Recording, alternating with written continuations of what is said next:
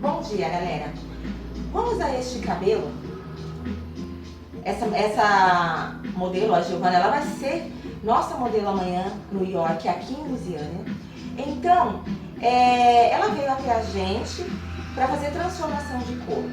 Mas não vamos fazer transformação de cor, porque ela está com o cabelo extremamente poroso, está soltando muito facilmente, dá para se ver qualquer movimento que faça no cabelo está se soltando. Então vamos estar utilizando neste cabelo o nano reconstrutor para reconstruir a fibra deste cabelo e vamos depois fazer um botox.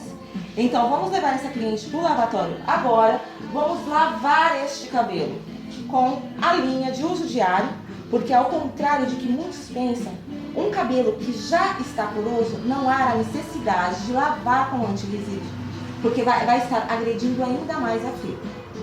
Então vamos lá, mais tarde a gente vai mostrar o resultado dessa reconstrução para vocês.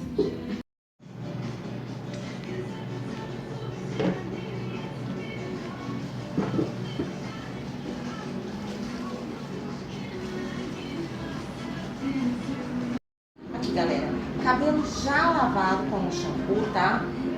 Não vou conseguir desembaraçar este cabelo. Então, vou aplicar a nano, deixar agir um pouco e depois venho desembaraçando. Porque não tem condições realmente, senão eu vou quebrar muito a fibra deste cabelo. Então, eu vou estar aplicando aqui o nano reconstrutor neste cabelo todo. E depois eu vou estar separando mecha a mecha, depois que der uma estabilizada já este cabelo, para poder fazer corretamente, ok?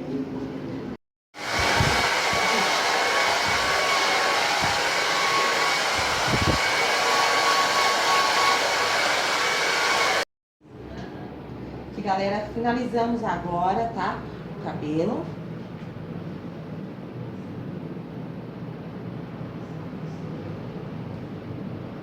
Cabelo que tava desmanchando.